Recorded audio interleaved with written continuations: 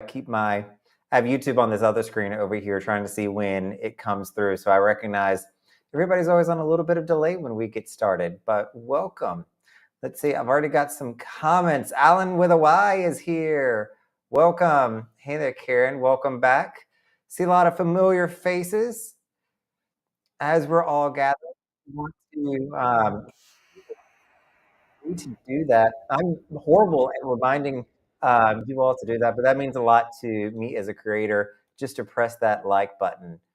I'm actually, all right, it's a little bit delayed on that side, so, which is fine. It's good for me to know. Welcome, everybody. Hey there, Nicole. Hey, Pam and Brent. Welcome. So, funny story. I don't know if you all saw it. I don't think I posted this on Facebook. I think I meant to and I forgot to. But we had a little bit of a group cruise reunion in New York City. So, as many of you know, during the summer, I get to go to New York with my full-time job pretty frequently. And so, three of us, including Pam and her husband, Brent, as well as Adam, who'll probably be on here if he's not already, met up for tacos. So had a wonderful time up in Columbus Circle, getting to catch up with them. So thank you all. I'm also, for those of you that are in New York, don't want you to get jealous. We're going to see, I have to go back to New York in like 4 weeks. And so we're going to see if I can pull off a larger one. So be checking your inboxes. I'll probably use the Group Cruise newsletter link down below. So if you want to sign up just for general news for Weekend Cruiser, I'll do that in the same newsletter. I'll send out an email. And that, I believe, also captures your state. So if you are in New York, New Jersey, Connecticut, anywhere that I think may be close, I'll let you know. I'll send you a quick note to say hello. But it would be really neat if we could all meet up for dinner for my New York City local folks. Let's see who else we have in here. Craig, welcome. Mimi, hello. I like the name there. Got Natasha coming in. Hey there, Natasha. Oh, this is going to take a little bit to go through these. Adam, welcome, Adam Pittman. And hanging with the hordes. Hey, hey. Doug, welcome. Adam, welcome. Just going to call some of these out. Hey, Kevin, and everyone else that's online, welcome. Pam, thank you. You're too kind. That might have been some of the margarita talking, but we had wonderful Mexican food. So if you're ever in New York and want a great place to go, Pam and Brent highly recommend Rosa's Tacos, and it was fantastic. Again, up in Columbus Circle, to give them a little bit of a plug. Hey, Thomas and Sarah. And by the way, I just saw the support that you just showed the channel. So thank you so much for doing that. I'll go ahead and flash up the link up here for anybody else who wants to support the Weekend Cruiser. This is the only time in the entire live stream that I'm going to mention this, because I get funny, saying that you all can do this. But if you want to support me financially, please use the QR code up in, is that your left or is that your right? I think that's going to be your left is what it is. Left-hand screen, or you can go down to the link down below. And the cool thing with this feature, and one reason that I went with Buy Me a Coffee, is because I get to send you a formal video reply saying thank you for the donation. So if you do want to donate, that is a great way to do it. So thank you both. And Sarah, I'll throw you up there as well. From Aruba. Hey there, Chris. I think you're probably coming from the furthest away. Anybody can beat Aruba? Any of the European folks still awake at this hour? Or maybe Asia, you're already up in the morning. Maybe you're over in APAC listening in. But Adventure of the Seas is a fantastic ship. Aruba and Bonaire, Curacao, the whole ABC Islands is one of my favorites, Chris. So I'm super jealous. I've not had a chance to go down there I don't think I've gone down there in the last 4 years or 5 years, probably before COVID was the last time that I was there. But the snorkeling over there, especially over in Bonaire, that's probably my favorite place to go. I've always had a great time there. Curaçao's fantastic too. Aruba, they're just so amazing. I mean, I would go back there in a heartbeat. So let me start off with thank you for, I've got some long hair going on. I don't know if you all can see this or not. I need a haircut and I keep putting it off. And I thought that I would get something here on land, but can't figure anything out. So I'm kind of waiting until I get on the Magnifica this weekend. You may or may not know that the Magnifica is actually really cheap for spa services. So the haircut for men there, $35, including taxes. That is cheaper than what I can get it here in Miami. Miami is going to be $40 plus tips. Magnifica, $35 out the door. It is wonderful. And so far, I've gotten decent haircuts out over at the Magnifica. So hopefully, my guy's still over there and he can get it done. I've also got onboard credit. So if you've not matched into their program, their loyalty program called the Voyagers program, they give you $50 of onboard credit if you book the cruise more than 6 months in advance. Okay, that's if nothing else, port fees and taxes that it's going to cover. So I'll need to find a way to use some of that. But that is just one of the things that is out there. So you also may notice there was a new, what do you call it? A new thumbnail for the live streams here. So thank you all. I posted this in the Facebook page or the Facebook group. I don't know which one it went. It went to one of them. Links down below for the Facebook page. And you all helped me decide on making this look good. So a lot of you may think that I'm like this hugely creative individual over here. I'm not. I am absolutely not. I enjoy making content, recording it, like coming up with what I'm going to say. But when it comes to visual effects, I am not very good at it whatsoever. So hopefully you all like the thumbnail that I went with. I did make some modifications based on what your feedback was. One of those is, Brandon, take those sunglasses off. Get the sunglasses off. Let us see your eyes. And so I picked a picture that did show more of my eyes and, kind of said, hey, let's have a Q&A. Like, let's talk about your questions. Let's talk about cruises and see how it goes. So thank you for those that were part of that conversation, offering valuable feedback to help me go back to, I have a editor team that I've kind of outsourced some of that stuff to give them feedback. Because as much great as they do, they don't know me. They don't know the channel. So I've got to give them some of that intel to it.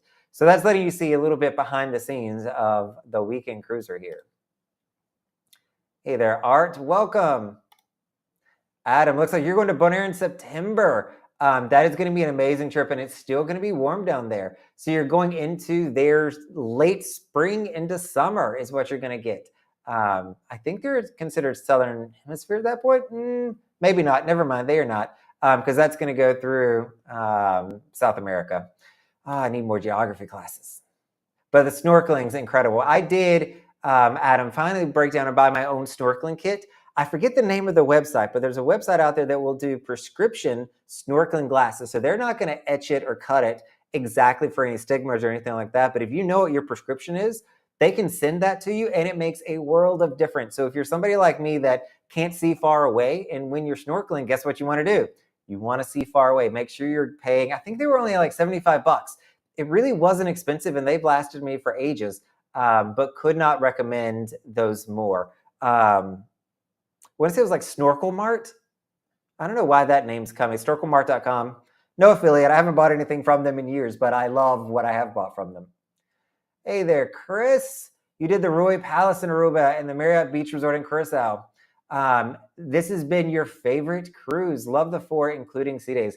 That is one thing. If you are going down to Aruba, Bonaire, Curacao, the ABC Islands, know that you're going to have some sea days. Most ships actually don't go that far south in a 7-night voyage because you just don't have enough time to get all the way down there and to come back. So what you'll often find if you're looking for a specific 7-night to the ABC Islands, you're going to need to leave from Puerto Rico. If you leave from San Juan, you will be able to make it there and back in 7 days and have absolutely no issues. If you're leaving from the US, you're looking at more like a 9 or a 10-night sailing. I want to say that I even saw Anthem of the Seas this past season did like a 12-nighter that left from Bayonne, New Jersey, and came all the way down to the ABC Islands, which would be a really cool trip to make. But that is a lot of sea days. So make sure that you're getting on a ship that you're good with sea days and you're going to have a good time. But glad it's going well, Chris.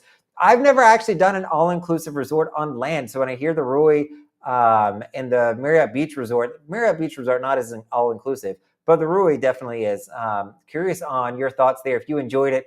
And comparing that to a cruise ship, like how are you seeing these being different? The only one that I did, there was an all-inclusive, and this was early in the channel. I think 2.5 years ago, I made a video comparing cruising to all-inclusive because I stayed at a resort in Mauritius. I flew all the way over there for a land-based trip and stayed at an all-inclusive resort and talked a little bit about what that meant and how it was different. I don't think Cruise ships, I don't even think we're running then. I think that was during the tail end of COVID, and the cruises hadn't started back up just yet. Thank you, Nicole. I think you're talking about the trip to New York there. It was good. I mean, it's a work trip for me, so you don't get to do a lot of fun stuff. But I did. I told you all, I kind of lied, Nicole. And I don't ever mean to do that. But sometimes, I just say something and the truth changes. So I intended on doing a live stream last week, and I just never got there. So there was something that came up where I needed to be present at an event. And that was the night that I was gonna do the live stream. And I was like, I don't need to be at that event. Like, it'll be fine. And then I was like, no, Braden, you actually do need to be at that event. So I still went. And then there was another event on Thursday, and Monday and Friday, Tuesday and Friday, I had shows. So I did go see The Wiz, as well as I saw The Notebook. Both of them were fantastic. I really enjoyed all of them, very much so. So it was one of the last ones for The Wiz, having Wayne Brady in it. He's going to be leaving in a few weeks. And you also had Deborah Cox, who was also performing in it. So those were your heavy hitters. But I got tickets to The Notebook because I had seen on TikTok 5,000 times this woman singing her song. And I mean, it was just on TikTok, it's amazing. On the stage, she was amazing. So I would highly recommend both of those. The Notebook, though, they did say it was a little bit different than the book. I have not read the book, so I can't speak to that. But it sounds like it's much different than the book. You're still going to cry. Don't worry. At least I did. Hey, Miss Jasky. Hey, Lisa. Hey, Bob. Hope you all are doing well. Coming in from Facebook as well. I always stream on both Facebook and on YouTube these days. So come over on whichever platform works best for you. Hey, Kevin, welcome, our first-time caller. One-time emailer, long-time Bostonian. I like it. You're canceling your August trip for the Independence in September. Oh, that is awesome, and thank you. I definitely don't expect people to cancel cruises because I know how serious it is to cancel a cruise, but at least you're going to come on another one that will hopefully be just as awesome. So if you have not, what Kevin is referencing here is the group cruise coming up in September. So the rates here are still applicable for now. So if you're looking at coming with us on the September 26th sailing on Independence of the Seas, it is a 4-night sailing out of Port Everglades. We still have fantastic group rates. I went out there yesterday and looked at them, I think a day ago. I sent out an email telling everybody, hey, this is the last call. They're going to be yanking the group rates when final payment comes, or even a little bit before. So probably in like 2 weeks, maybe, we're going to have these group rates. Maybe. It could be sooner. But if you want a balcony, it is literally like $600 per person less to go through the group rates that we've got for you, simply because we booked these ages ago and have really, really good prices on them. So if you're looking at coming and meeting up, saying hello, I would love to meet all of you. We've got a fantastic group. I think we've got 13 or 14 people signed up now. I'm super excited for this one, mainly because we've got sea days. All the other group cruises that we've done have been port intensive. So it's been a weekend on, Friday we leave, Saturday we're in Nassau, Sunday we're in Coco Cay, and then we're back on Monday. And so I'm super excited to have an extra day with you, and one of those to be a sea day, so that we can have more events and get to know each other better. So Kevin, extremely glad that you're going to be able to make it. So looking forward to that as well. And I'll also share, this is breaking news as of yesterday. And I see Jen is the next one here in the comments. So I'll go ahead and turn you on, Jen, saying hello. But we have our very first solo group cruise that is going to be happening. And so that does not mean that only solo cruisers can go on there. What it does mean, however, is that I found a weekend cruise with Royal Caribbean doing a weekend with many solo or studio cabins. And so I have worked with our travel agent. He's secured a few of those so far. I don't think that I said, grab all of them. I'll take all of your studio cabins. I don't think that they're going to give that to us. But it is going to be sailing out of Los Angeles. So it is the Quantum of the Seas on November 14th of 2025. We do this, solo cruisers. You have heard my videos. You know that to get those studio rooms, you've got to book well in advance. We've gone ahead and secured a few of those. So hopefully I'm going to be able to keep those for a while. But this is new. This has not been publicized anywhere except to those people that have already been on the group cruise before. So if you're interested in a studio room, if you're a solo person, you're like, Brandon, I want a solo room, I've got you. We're going to be going to Los Angeles, a West Coast cruise. So if you're on the West Coast, this is also a great opportunity to come and say hello as well. It is a 3-night cruise on Quantum of the Seas, a ship I have yet to go on. So anytime I can go on a new ship, I get excited. You know, I love my ship collection and making full ship walking tours when I go to brand new ships. So this will be my second time on a quantum class ship. I've been on Anthem of the Seas for a short little 4-night. So this will be a little bit shorter than that. And it is the only weekend that Quantum is going to be doing out of Los Angeles. So I had to jump at it and bring you all with me because it has studio cabins. I was researching, trying to find, I was like, I need to do a solo cruise. I need to do one for all my solo people. And so I was Googling like how many studio cabins different ships had and finally figured out that for Royal Caribbean, the Quantum class has the most. And so I already had this one kind of booked because I wanted to do a West Coast cruise. But I think we're going to kill 2 birds with 1 stone. So if you're a solo cruiser looking for that single supplement or not having a single supplement, we got you covered with interior rooms. In addition to, we're going to have ocean view balconies for a studio. And so if you're interested in those, go down to the link below, click on the group registration link, and just put in the comments the Quantum of the Seas. Otherwise, we'll think that you're going for Independence, which we'd love to have you on both. I mean, why choose just one cruise? Book both of them. They are more than a year apart, actually, because it's November 14th of 2025 is when Quantum is. So you've got more than enough time to get your vacations scheduled out. And I'm trying to do a better job of getting you all the group cruise options in advance. So here's one that is a year and a half in advance. And hello, Jen.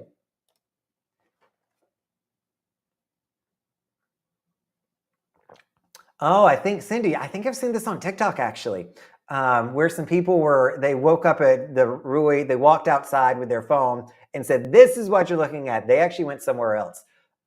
So that is unfortunate. The Rui in Aruba right now, and they don't tell you these things when you book. Like you don't know. Granted, there's been cruise ships as well where they've been doing construction on the cruise ship or something's changed on the ship.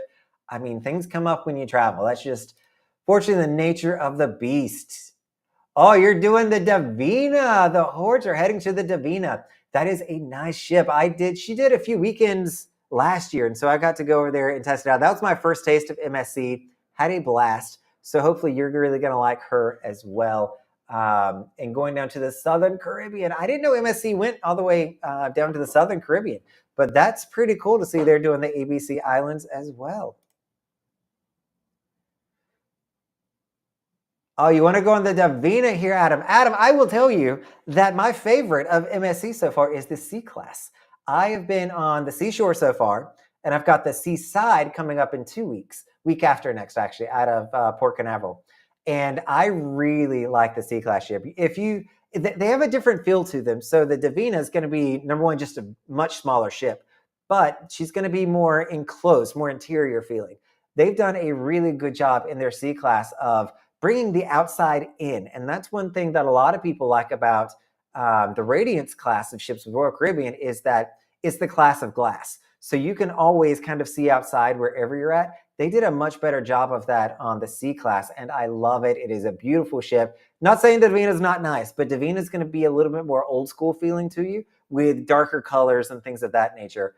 But I say, hey, check out a new ship. If MSC brings more ships over here, I'm certainly going to do that. Oh, by the way, if you want to come on the non-group group cruise, May 3rd, am I getting the date right? In 2025 is a 7-night sailing with me. I'll be advertising that later on, but we're just going to get some shirts and have, a small little fee for everybody to come, and we'll buy some matching stuff and have some events together. But book it however you want. If you want to go through the casino with MSC, you want to go through your own travel agent, that's absolutely fine.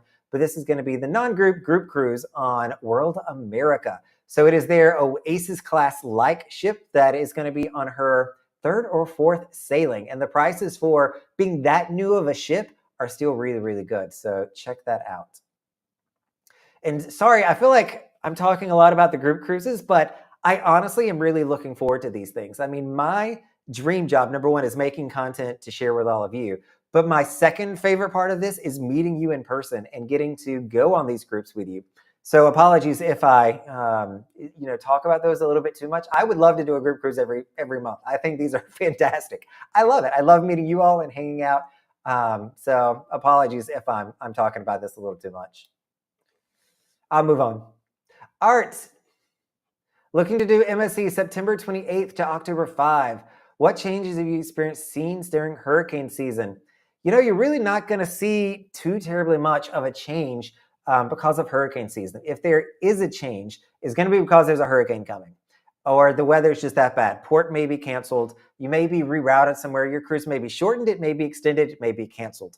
But if you're going that late in the year, I feel like there's less of a chance to have an issue the latter part of September.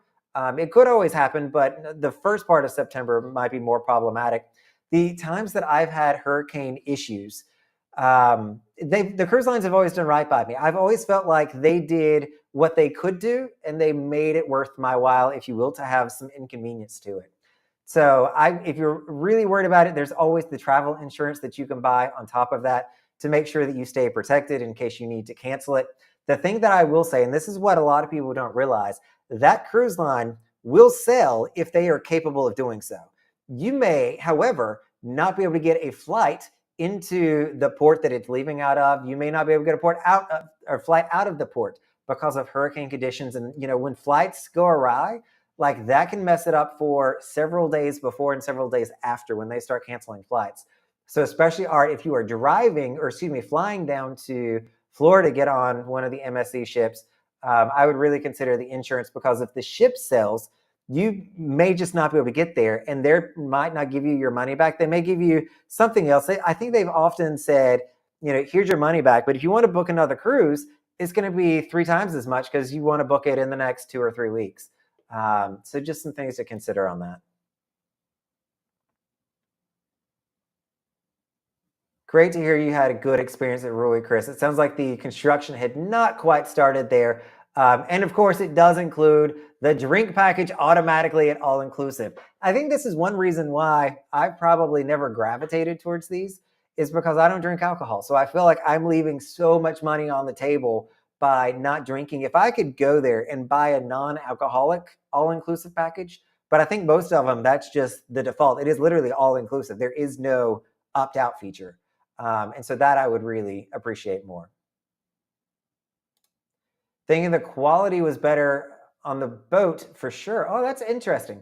I'd say that's probably fair though. When I think about what I have seen from all inclusives, I think the cruise lines probably do a little bit more of an elegant dinner, not always as buffet heavy as you'll find with some of the all inclusives. Pam and Brent are also on the group cruise, so we are adding to our ranks with Kevin. Always good to see new faces coming on board. See what I did there? Do you have longer group cruises? Jules, that is similar to my mom's name. My mom's name is Jewel, who will be coming with us on the September 26th sailing. So hi, Mom, if you're watching this. I do have the non-group group cruise. So make sure you sign up for the group newsletter down below. That is simply a 7-night cruise on May 3rd with World America. So make sure you can book that however you want to, but what we're going to do is just charge a small little fee, and we'll get some t-shirts and some kitschy stuff and have us a good time for 7 nights at sea. But it is not a true group in the sense, but we're definitely going to have group activities and see if we can dine together and link all those reservations. So that is the best that we can do for that. Being the weekend cruiser, Jules, it's tough for me to pull out longer sailings, but I do have that one for next year on the World America. Ken, welcome.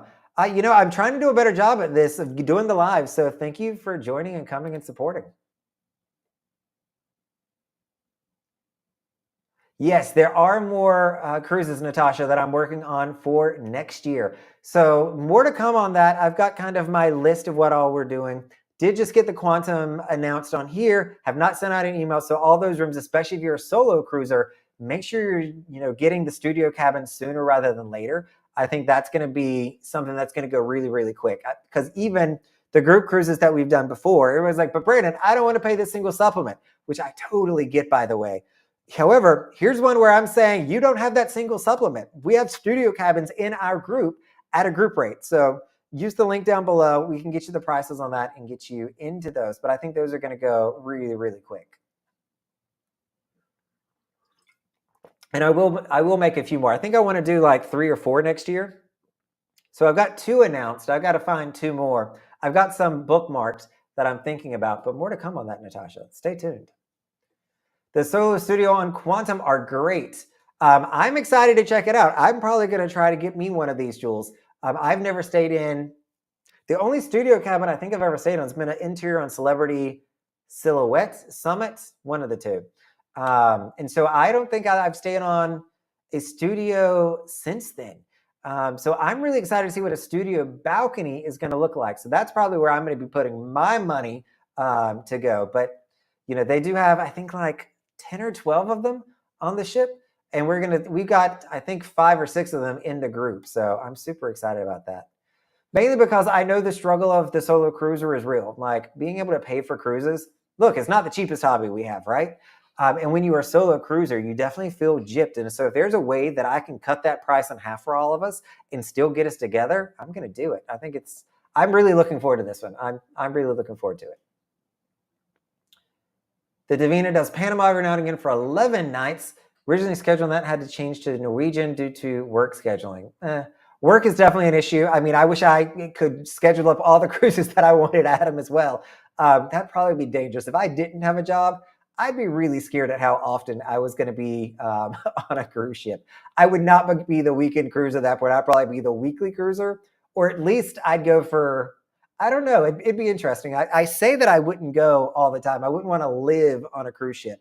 I don't know how that would. I'm trying to think of my ideal situation. I probably would do like 2 weeks on, 2 weeks off.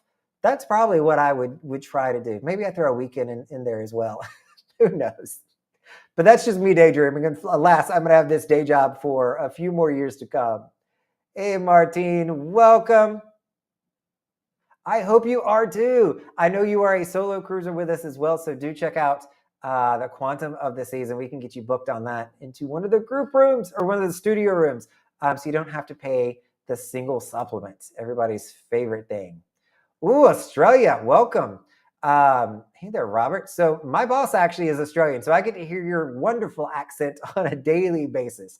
So the time zone over there, I guess it is morning for you still, but glad you're able to join us. The Explorer for a Greek Isle is going to be amazing. I did that in September with my niece and my mom, and we had such a good time on the Explorer Sea. She's a beautiful size ship to be cruising through the Mediterranean. So hopefully you're also going to Dubrovnik as one of your stops. Depending on the cruise that you got, you may or may not have got it, but we had a cancellation of which one of the Montenegro stop. We did not get to go there, but they added on the Dubrovnik stop, and we love Dubrovnik. That was my absolute favorite one, better than the Greek islands. I really like Dubrovnik. I think the tough thing with Greece, and keep this in mind when you go there, is you've seen so many amazing Facebook, Instagram pictures, YouTube videos about how amazing and wonderful it is, and it is. But it's also kind of like when you go to a concert and you've memorized the CD, or I guess the kids don't call it CDs these days. You've memorized the music, and you go see the concert and you're like, oh, that's not as good as the actual music I've been listening to. It's kind of the same experience for me when we went to Greece, because I had these ideas of what it was supposed to be in my head, and there was no way that it could ever live up to that. So food for thought on how to enjoy it. World America does have studio cabins. I actually got a ocean view studio on the World America, so they will have them. I don't know if any of those are still available. Definitely worth checking and keeping to check. But again, for an inaugural sailing, I say inaugural, it's probably like the 3rd or 4th sailing. It's still really reasonably priced, but if you can get one of the studio rooms, it's going to be even better. So definitely check that out. When will you be cruising out of Australia? Funny story. So this is a casualty of COVID, unfortunately, Robert.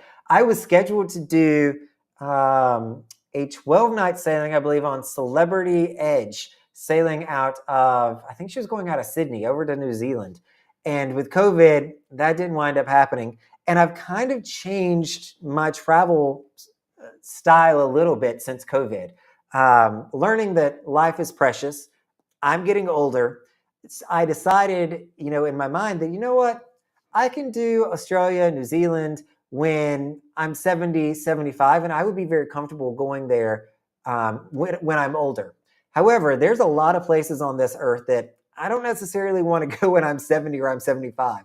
For instance, I'm doing a 17-night trip to India and Nepal at the end of December over the Christmas season. So that one kind of got bumped up because I'm not sure that I'm going to want to be hiking around India and Nepal in my 70s.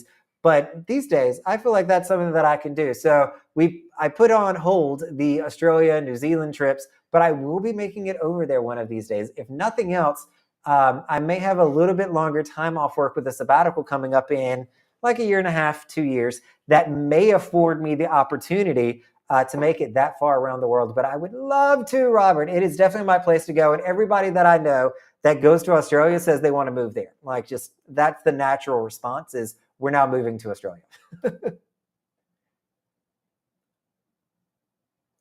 Mimi, none on Virgin Voyages. Virgin is tough for me simply because they don't offer a true weekend. So they've got some 4 nights and some 5 nights over holiday weeks that I can do.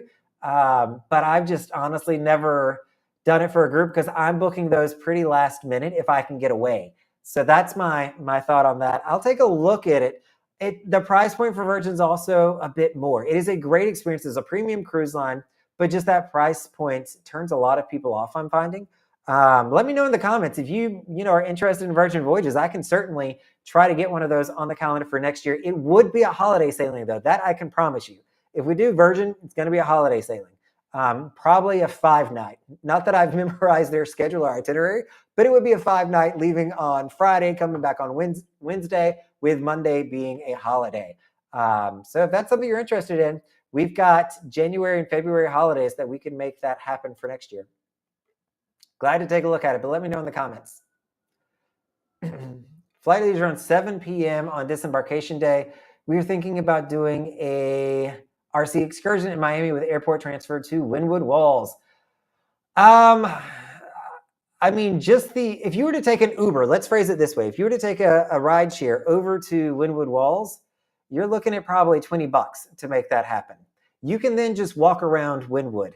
They do have walking tours that you can also do. So up to you. I mean, the good thing with the excursion with Royal is that they're then going to take you to the airport. So if you then calculate in what the Uber or rideshare would be to the airport, you're going to be coming in probably $40 to $50 all in, and then your actual tour, you're only paying like $20 or $30 for, and they're going to take care of your luggage the entire time. That's something that's worth money too. Is you don't want to be dragging your luggage around with you to Wynwood Walls. But I will say, Wynwood Walls, it's probably like 10 blocks north of me.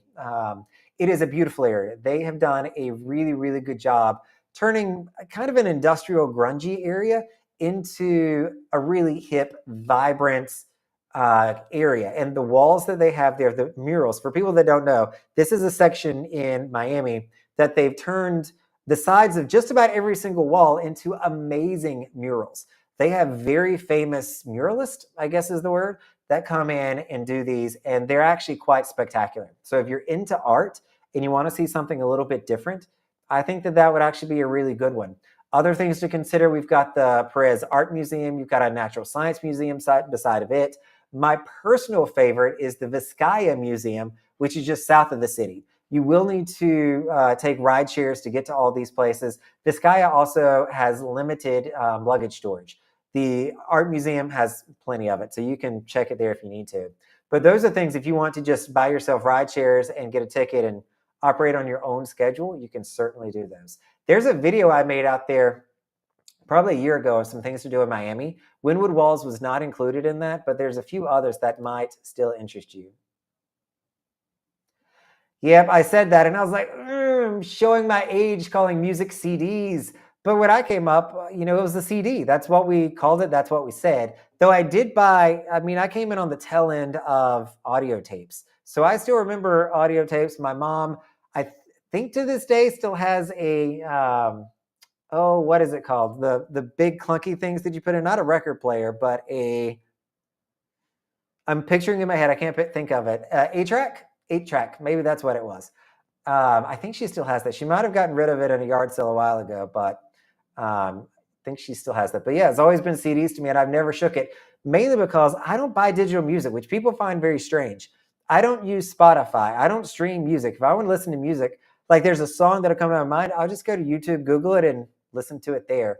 But I don't stream music. I don't think I've ever bought a digital album, which is a random fact about me. You'd think that I would have, but just never done that. Always my pleasure, Robert.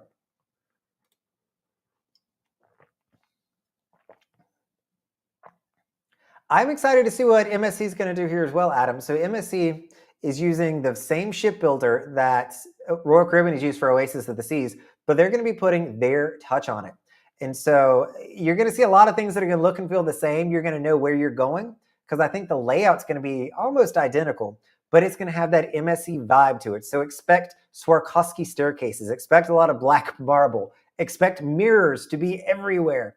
I think their Great Abyss, the slide that's in the back that takes you from like deck 16 down to deck 5, is also going to be there, but it's going to be bright and shiny, not purple like it is for the Great Abyss. So they're going to put their spin on it, but you're going to recognize a lot of stuff on there. So I'm super excited to see how that's going to play out and if it resonates. I am a huge fan of competition in the cruise line market. If you all have been on a cruise recently, prices have been skyrocketing, right? They've been going up.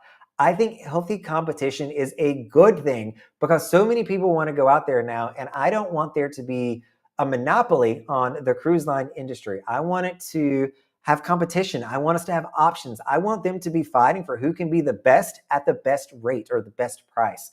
And we're not seeing that these days. We're seeing who can race to the bottom and charge us the most, it feels like. So I'm super excited that MSC is putting a lot more energy and effort into the Americas market. I am not wishing any cruise line poorly. I am wishing MSC well, simply because I think healthy competition is a good thing. I think we're also seeing the commoditization, is what I've come to call it, of cruise lines. Meaning, when I think of airline carriers, they all kind of do the same thing. They all kind of have the same service level, the same quality.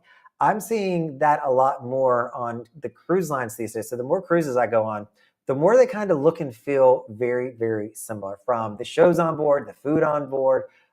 They all just kind of feel the same. They're different. They have nuances, but they're all going to have a very similar experience, especially when you stay in the same category, like mass market, such as Royal Caribbean, Norwegian, Carnival, going up then to premium. If you're looking at Celebrity, Virgin, Princess, Holland, and then your ultra high, you're all going to have a similar experience on all of those. At least that's my opinion or thoughts on it. Oh, now you're making me hate that I missed it. The Celebrity Edge over in Australia. I'm sure that I would have enjoyed it. If nothing else, Tom, I want to get on a Celebrity class ship. I have yet to be able to do that. That is something that I would love to do. But they don't do weekends. I'm hoping they take a note from Royal Caribbean and they bring one over. I do have plans for Utopia. I think you're going to beat me there. Let me look at my spreadsheet. Hold on, Kim. I always keep this up when I am chatting with you all. Actually, I say when I'm chatting with you all. I keep it up year round. It just lives on my computer. You're going to beat me there. I am not there until September 6th. And then I just booked another one on November 1st. I will be there. So more content to come, but it's going to be after your trip, Kim. So you're going to have to let me know what you thought of Utopia of the Seas and how great of a job they did. We're all going to go check out the redheaded stepchild who's getting none of the attention. So I kind of hate that, Royal does that, is they give all this fanfare to one ship and then you hear nothing about Utopia. Granted, I get that it's the sixth Oasis class ship, so it's not the shining image anymore, but it's still a brand new ship and I'm excited to go there, and it's doing weekend. So I feel like this ship has kind of been made just for me in mind. Totally get it. If you're taking luggage with you and you can do that on the transfers and see something that you're going to like, I think that's just, don't make your life complicated on debarkation day. That is one thing that I learned a long time ago. If you can find a way to simplify your debarkation process, not rush off the ship, not make it complicated. Yes, I still do it from time to time, but I don't like it. I think that is absolutely the best thing to do. Yeah, and by the time you start looking at the Uber cost, it does start to add up. Though if your price that you were saying for the excursion was $89 per person, that might be different versus if it's $89 total for you all. That might sway my vote a little bit there when it comes down to money.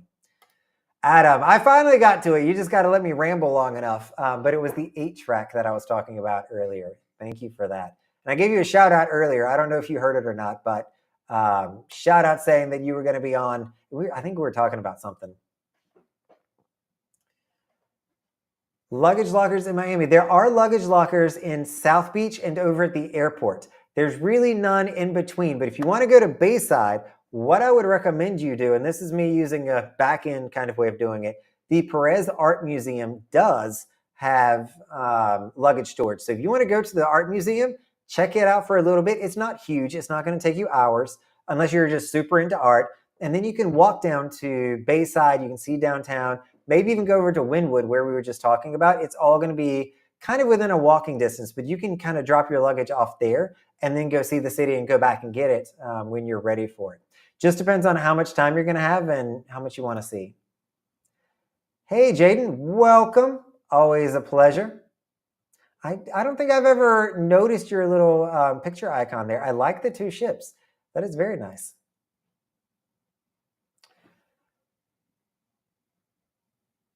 So hotel recommendations. This is one that I get a lot. And honestly, I never know what to tell people because I feel like, what I know is going to be here on the mainland. So when people come down here, oftentimes they want to see South Beach. If you want to go over to Miami Beach, they've got a plethora of like mom and pop kind of stores. They've got a few Hilton, Marriott, Fontainebleau kind of properties over there that you can always stay at if you want the South Beach or Miami Beach experience. However, if you're looking to just hop here, get ready to go to your cruise, go on your cruise, that's all you want to do on land, there's a few places that I recommend. The cheaper options are actually going to be all by me. So if I look out my window here, you see the Holiday Inn Express.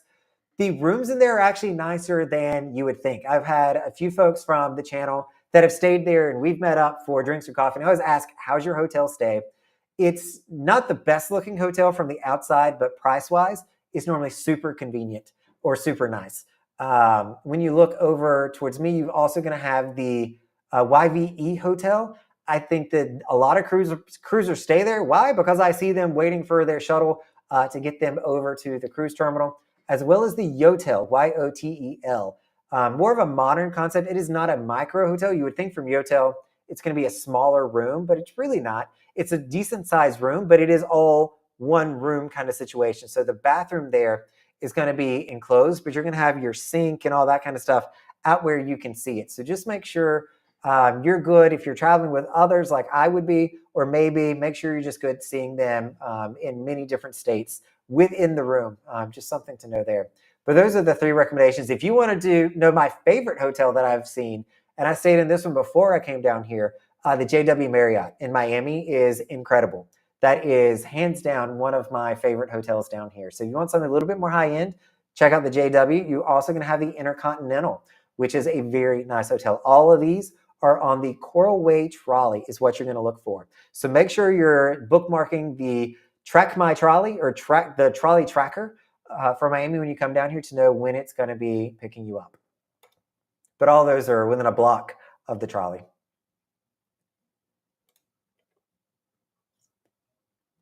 Are there any clothing optional beaches? Mr. Around the Globe. Well, that's a question. So there are not. I am sorry to report that there are not any clothing optional beaches at Coco Cay. In the days gone by, there used to be topless sections for women up in the very top section of the cruise ship. That also does not exist anymore. What I would recommend, if that's something that does interest you, make sure you're checking out the ports that you're going to. If you're doing a weekend, you're probably not going to find this. But if you're doing some of the other islands, oftentimes they will have a section that caters to people that are more into an optional or clothing optional beach experience. So check that out, do research. I'm honestly not sure of which ones that's going to be, but I've heard others say that they go there. Hey, Dino. Welcome, sir. Always a pleasure. Hey, Eugene. I'm just wondering, are all the group cruises running out of Miami? So September is actually out of Port Everglades, Fort Lauderdale, so it's a little bit higher. And I don't know if you were here when we talked about. I just booked another group cruise for next year. It's not until November, but it's going to be out of Los Angeles, San Pedro cruise terminal is where it's going to be. It's going to be a 3-night on Quantum of the Seas on November 14th of 2025. So it is a ways away, but for all of the solo cruises, this is going to be one that I want a lot of them to come on because we've got studio cabins. We've got like 20 studio cabins that we can all eat up. Everybody else absolutely still welcome to come, but I'm just always excited when I can bring value to the solo travelers like myself that are out there, and it'll save me some money because I'm also not paying the single supplement. But no, most of them so far, Eugene, have been just because I sit here in Miami. I look at the cruise ships from my window. It's just easy for me, and so I kind of make that decision. But we'll see. There may be opportunities to do a few different things. I know there's a ton of folks that would love me to go out of Bayonne, but they only do longer sailings. That's the problem. So I'm trying to balance everything and keep my job. Otherwise, I would always be out there.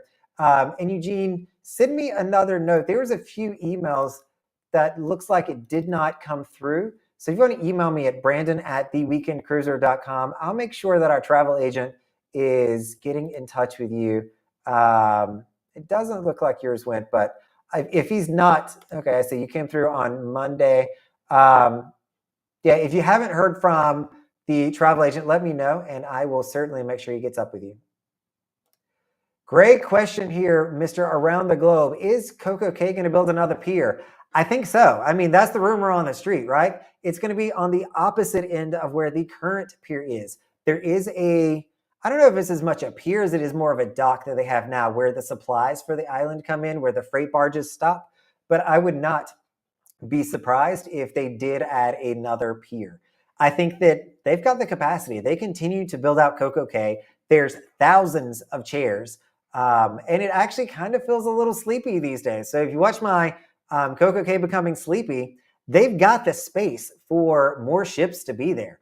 So I'm okay with this. They continue to build it out. I imagine they're going to do something else. We're still waiting for our lazy river to come to Coco Cay. That's the one that will be my dream. If they can get a lazy river going around Coco Cay that's actually of substantial size, I think we're going to be in business over there. But yeah, I would not be surprised if we don't start seeing construction on that in the next year or two. Especially now that not only Royal Caribbean is going there, but also Celebrity Cruise Lines is also stopping there. So I think that they have even larger fleets that they want to bring in there. So it's not just the Royal Caribbean fleet. It is, the Celebrity fleet as well. So they're looking at 40 some ships that they can start bringing in. So more to come on that, but I think so. Oh, Explorer Journeys. I would love to go on this. I have only heard amazing things so far, Adam, about Explorer Journeys. So for those of you that don't know, MSC Explorer Journeys, and they're doing a really good job. I don't know that they always say the MSC part of trying to distance themselves from MSC. This is their luxury product. So this is like their Silver Seas for Royal Caribbean, but it is a smaller line. There's only, I think they've got 3 ships in their fleet. They've got another one that's going to be coming out. And it is supposed to be an amazing experience. So I would love to do that. Price point wise, not quite to where I can do that just yet, but maybe one day. But that is not going to be happening anytime soon. Yeah, you are not alone in wanting to stay on the ship around the globe when you're in Nassau. There's a lot of people that consider Nassau just to be another sea day. I think that Nassau, does have some good places to go, but you got to know where they're at. You got to do the research. They have some excellent food. That's the main reason that I get off these days is to go and eat. Otherwise, I'll just stay on the ship as well. Normally, this is also my filming day. So I'm traditionally, if we're in Nassau, I'm going to be in the cabin, probably shooting videos. So that's another reason why I don't get off as much as I used to, but I used to. Yeah, I mean, it's going to help you kill the time, if nothing else. And it's a good experience. Just knowing that your luggage is going to be taken care of, that you'd have to pay if you did drop it somewhere. So you know what? Take the easy route. Take the easy route. Royal Caribbean has museums on the ship. I don't think that I've seen a museum per se on any cruise line. What they will have, though, is they'll traditionally have a wall. Let me see if I can find a picture. One of my old thumbnails actually had one of these walls. If I can find it quickly enough. It was an MSC one. Here we are. Let me share this with you. So we're gonna bring this over here. So this is actually really cool that I was able to find that so quick. Let me share my screen. I'm gonna hide this, share that. So many buttons.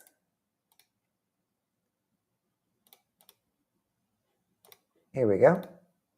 So there's not a museum per se on the ship, but what you're going to find on the cruise lines from time to time is kind of a wall of awards, of ceremonies. So if it's the first time the ship goes into a certain port, maybe it's the first time a cruise line goes in, they'll get this award, if you will. And so all these are little awards, insignias, welcome to an island, welcome to a port. You may have employees of the month. They'll put up these kind of billboards, or not billboards, but walls to kind of let you know what those are. But I've never seen a museum per se. That I've not seen yet. But you will see some walls like this, and they're pretty cool. I always stop and look at them because I think that it's just really neat to see where the ship's gone and learn a little bit of its history. Good question there. Welcome back to sunny South Florida, though it is not sunny here right now, Dana. Hopefully, all this weather that we're having in South Florida, if you all have not seen the news, I think there's a low tropical disturbance of some kind that is currently moving through from the Gulf coming across our state, and it has been raining cats and dogs for 2 days now, which is great because if you also watched the news, you saw that we had a massive fire like 4 blocks other side of me, like all of downtown was engulfed in smoke earlier this week on Monday. So luckily the rain came and helped the firefighters in their situation there, but it has been raining ever since. So hopefully that'll be stopping soon enough. Vanilla. I mean, is there a question here around the globe? There's not a question. It is vanilla. There is no other option. I'm not a chocolate person. Have I won Top Cruiser? I have, Jaden. I've won it, not a lot. The reason that I say that is because on weekends, we don't do Top Cruiser. Like, that's not a thing. But I've been on a few 7-night sailings or longer where I did get it. The very first time I got it, I think people find this funny. I was on a Baltic sailing on Brilliance of the Seas. I had to think about it. The year was 2020 probably. And I got Top Cruiser with 463 points, beating out the lady who had been on the ship 2 weeks prior for 2 sailings. And this was her last sailing, and I knocked her out, and she was mad at me. Sorry, I didn't mean to. I didn't even, with 400 points, who would have thought that I would have gotten Top Cruiser? These days, you need to be well in the 2,000, 4,000 kind of range to get that. But I have gotten a few. Post-COVID, they're doing a better job of, they don't celebrate it on a weekend sailing, but at least they'll send me you get a certificate that says, congratulations, you're the Top Cruiser. I'll get that, and there's a bottle of champagne that they send you. I mean, I don't do much with it other than give it back to the loyalty ambassador and say, here you go, thank you, as one of my tips that I leave them, especially if I like them. So I haven't gotten it too much. I've gotten it on a few other sailings. I know Oasis class will recognize the top 3. I've gotten that as well, but I've not been top 1 much outside of that one time, maybe another time. I don't know. I've kept the certificates. I'll have to go back and look. But I've gotten it a few times. It is very true. If you're able to travel with work and get those hotel points, allow your work to pay for your next vacation. That is an amazing thing to do. My work has it structured so that we don't get any points. So I don't get any points when I travel, unfortunately. I wish that we did, because otherwise I would be probably traveling even more. I will also say, and I need to make a video about this. I've done a little bit of it. But when we talk about hotels, I'm going to Port Canaveral in 2 weeks. And to go up to Port Canaveral, I go the night before, and then I work remote the day that I get on the ship. And I go up there the night before again. I choose the cheapest hotel I can find. I know that I don't look like a cheap hotel kind of person. I used to be Hilton Diamond, Marriott, whatever. My loyalty, I've mentioned this a few times to you all. I could care less about loyalty these days. As great as it has been in the past, I don't see the value and benefits of it. So I'm booking breakfast all included, $50. I'm good. I show up to the hotel at like 11 o'clock at night, and I'm out of there, probably around noon, 1 o'clock the next day. Get my breakfast, spend $50 for a hotel, including the taxes, and I'm done. I've lost, in my mind at least, the reason why I need to get that $150, $200 hotel room to literally just sleep the same as I would in another one. And I've had good experiences. I've stayed at, some very low budget, Port Canaveral style hotels, and it's been a good experience. I think there was one that was still technically under construction. They were renovating it, but the rest of them have all been a really good experience. And the breakfast wasn't half bad. They had a lot of eggs, which I appreciated. Is it out of Port Miami? Did that change? Hold on. Oh, I looked up here on the May 3rd. So, Eugene, sorry, I told you wrong earlier. See, this is why I'm glad you all keep me straight, because I say wrong things all the time. It is also why I give you a little bit of insight into my life here, Adam. I don't memorize what time my flight is because I've learned that I memorize it incorrectly. I will think that, oh, I've got a flight at 5 o'clock. No, it's at 7. So I've been known to show up like 4 hours early, or I've been known to show up 2 hours after the flight left. The one time that I did that, it was actually my connection. I was going from London to Cape Town, South Africa on a direct flight with Virgin Atlantic, and totally missed my flight. Why? Because I thought it left at 7 o'clock and it left at 5 o'clock. I showed up in 3 hours. I could have got there, but nobody told me I need to run to the airplane. So I just hung out, and eventually I realized I'm not seeing it on the board. Why am I not seeing my flight on the board? And I finally, through tears, put together that I missed my once a day connection to South Africa. So that was unfortunate. But that's why I try not to memorize a lot of things. And it's why you see me referencing notes, because I get it wrong. Like, I think that I'm right. I think I've remembered it correctly. I'm totally wrong. Totally wrong. Robert, thank you. If you are enjoying the content, at least, or enjoying hanging out, please press the thumbs up button. That always means a ton. I forget to ask you all to do that, but it actually does go a long ways with the algorithm and getting the word out there. Tiffany, you can order a cake through the online portal. So actually, I bought the internet, which I normally don't. I just bought the internet for my seaside cruise. And within that, if you go up to the dining options, they'll have different kinds of cakes that you can order. Same thing with the other cruise lines. It's all online that you can order it. You can also do it once you're on the ship. There is an additional charge for it. Royal Caribbean's where I've seen the most cakes, just because that's where I've been the most for celebrations. And they can make some beautiful cakes. Like my pinnacle cake was amazing. The look, the design, the taste of it was awesome. I've seen some creative and innovative birthday cakes as well. They're going to charge you for those. They've got like their standard cake that they can make you. But if you want to customize it, if you want something even more special, they'll gladly make it for you. They've got awesome cake makers on board. They're going to charge you for it, but you can get that. Most of the time, I've always worked with a concierge or somebody that can have that in to make those things happen a little bit better. But they do have them online, and you can probably always just talk to a maitre d' when you board as well. Especially if you're doing a longer cruise, you've got more time to schedule and plan those kind of things. But prior to boarding, you're going to do it in their website. You'll see a place that you can purchase it. They really do. I mean, I would love to get on the Explorer. I think that their office, their headquarters, is actually here in Miami. So I would love to make it on one of those ships, but I haven't priced out the Explorer. If anybody's priced out the Explorer, let me know what she's going for. I think she's another like $7,000, $10,000 for a week-long sailing. Not quite where I'm at in this world just yet. That's a good one. Yeah, if you're doing kids, I definitely recommend, some kind of a water park. You've got Atlantis, Baja Mar, which is where Baja Bay is. You've got Margaritaville, which is going to be the closest. There's even, I think, one more, but Baja Bay I went there when they first opened that up, Kim.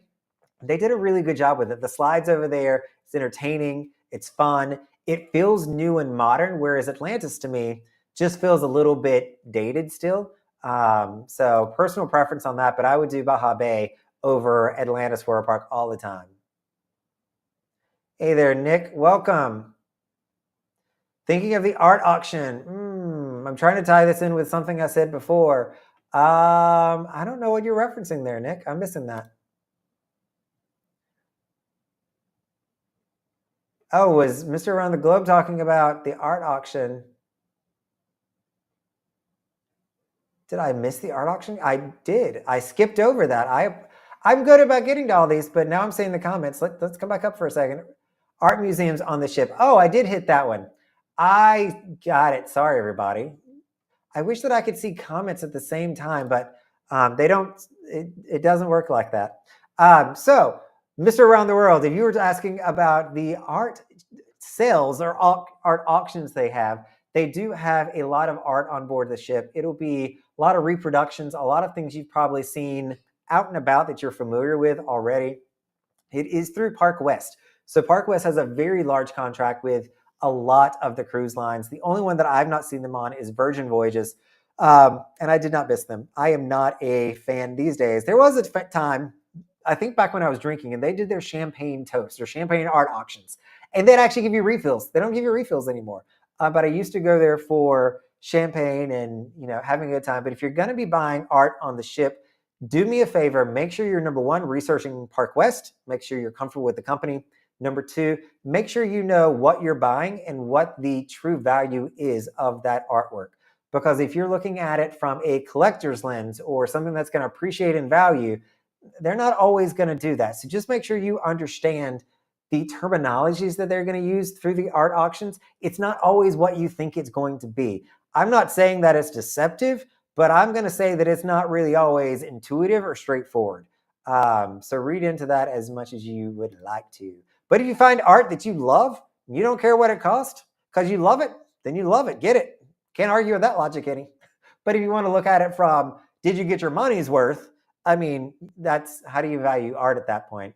It's what you're willing to pay in that moment, not realizing that you might have kind of got it at a different price somewhere else.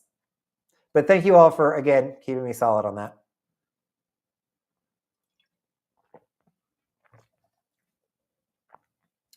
Maybe I'll get back to there in liking it, but I've definitely stayed at Motel 6, Days Inn, Red Roof Inn. Which one do I have coming up? I don't even know which one I have coming up, but again, it's another cheap style one.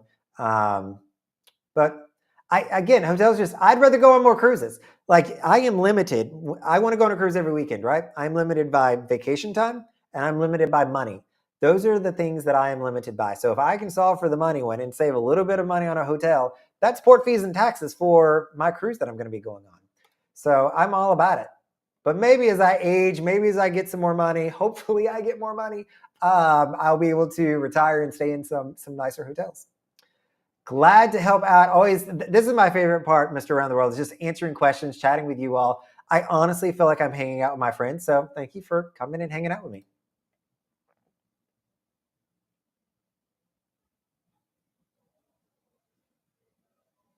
Oh, you did get to buy one. Hopefully you were a happy customer of that Rolls Ferrari. Park West, they do a good show. If nothing else, the art auction is entertaining. They will rope you into it. They are highly trained salespeople, though. So make sure that if you're not buying anything, you don't buy anything. They know the tips, the tricks. I come from a little bit of a sales background from years ago. I love watching them work and the way that they're able to generate sales and commissions for themselves. They are very, very talented people. Oh, Dustin, the new Margaritaville ship. Good timing on this. She just got to Tampa. So the new ship is over in Tampa with Margaritaville. I reached out to Margaritaville once or twice trying to get them to take me on their cruise ship, and they've not done it yet. Look, I'll give any cruise ship a try. I have not met a cruise ship I have not enjoyed at this point. So I would gladly go on Margaritaville, and you know what? I'd probably have a really good time on that ship.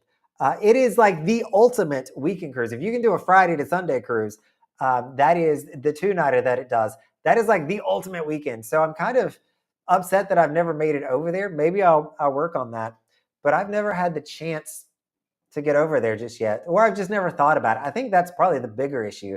Is it's Margaritaville? It sees always a secondary thought for me. I don't. It's not that I don't see it as a competitive player because they're definitely out there, but I feel like it's just this small little thing over here, and I haven't thought about it, and I don't know why because I'd probably have a blast on it.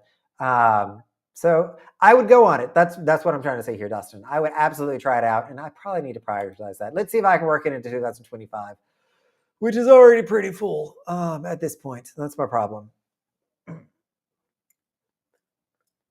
Ooh, well, Greg, tell me you bought art without telling me you bought art. If you got 2 cruises with Park West, look, it's similar to the casino, right? You give them enough money, they're going to bring you back so you can give them more money. And they would make that a complimentary experience for you. Again, as long as you know the company, you're good with them, and you love what you're buying, that's awesome. I would love to see the art that you have. I think that's pretty cool. I actually do have. I'm gonna go back to Park West one last time, but mainly because they had this program that was for casino players. And as you all know, I didn't talk about it much, but I gambled in the casino. Wish that I hadn't, but I did. I don't anymore. But they had a program post COVID, and I still can't believe they did this, where they said, you know what? We think people from the casino that have status, because the casino has its own status program, right? We bet people over there have discretionary income. People in the casino, they've got like all this money because clearly they're gambling. They've got money to lose. So how can I get these talented salespeople of mine in front of them? And so what they decided in their infinite wisdom to do was to offer a fixed amount of money that they would give to people in the, what is it called? The Club Royale program, which is the loyalty program with the casino. If you had status there, they would give you X number of dollars in order to incentivize you to come in and buy art. They didn't put any stipulations on it. There was no red tape. There was no fine print. They said, you know what? Here's $1,000. Buy some art. And I said, so what if I only buy $1,000 worth of art? Then they're like, great, and then it's free. And so I then said, and I can do this every cruise? And they said, yes, every cruise you come on. And I go, guys, like, I come on a cruise every week. Like, literally, you're going to let me buy free artwork every single week. They said, yeah. I said, okay. And so I do have several pieces from Park West. I think I legit probably back in the days did buy 2 pieces, but I've probably got another 10 pieces that were complimentary of Park West that they just decided to give away free art because they thought that casino players would walk into their art studio and go, oh my God, I really value art. I really want to buy art. And that didn't happen at all. Like everybody just went in and said, okay, you're giving me $1,000, $2,000, whatever it was. I'll buy up to that and call it a day. So, I mean, it was a disaster of a program, but it worked well for me, at least for like 3 straight months. I was able every weekend, I picked up another piece of artwork for totally free. Shipping and everything, you guys. Like they didn't charge us anything. It's like, how is this even possible? There was one cruise that I almost forgot to go down and order the art that I wanted because I just got busy. Something had come up. And I walked down there and they're like, oh, Brandon, we're about to call your room, like to give you your art. I didn't want you to miss out on it. And so they had literally already started filling out the paper. And I bet you money, they probably would have just ordered me something and sent it to my house because I was on a good relationship with them. And I had my own file in their desk. I still can't believe they did that, but I've got some really cool art pieces because of it. But that was odd. Jaden, if they expand, I mean, here's the thing, right? They've already expanded Coco Cay. I think a lot of people don't realize that South Beach wasn't there when it first opened. You didn't have the Hideaway Beach. You didn't have the Coco Beach Club. All of these places are brand new, and that's with the extra pier being there. So I think that they've already expanded it. They can easily get another one ship in there, especially if they're on the smaller size. Small in this case actually means a large ship, just not massive. I think they've already got the space for it. And I think they have additional space on the island to continue building it out. I don't know that I've ever seen, not recently at least. Let me know if you've all seen this, if it exists. if there is a master plan to CocoCay. I assume that somebody's got a document somewhere that says by 2030, we want it to look like this. And I assume that there's some more things that are going to be building out to it. But yeah, no, I think that they have the capacity already to build the extra pier. That wouldn't bother me any. Hey, Cruisin' Jules, welcome. Thanks, Kim. Do take that as with a grain of salt. So those were some of my first videos from Europe where I started talking about the ports and what I did in port. And what I came to realize through the comments from talking with you all, from people honestly in the ports that I lived in, that live in the port that I visited, commenting, I didn't do a great job. I didn't research enough of what I should have been doing. I didn't educate myself enough.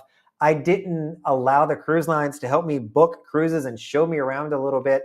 So I think I wasn't used to traveling in Europe at the time. And I took it for granted that I could just show up and figure it out. And that was not the case whatsoever. And so I probably missed out on a lot of stuff over there. So if you were watching those videos, do watch some other ones. Like, I hate to say that they aren't good, but I definitely feel like I've learned how to better educate people and share things to truly make your experience more valuable. And I've just learned how to be a better researcher myself to find some of that stuff. So like the video I made from Asia, from the Asia cruise there, it was just one video on the ports. And it was, here's what you need to know if you're doing this cruise. The things that I honestly just did not think about.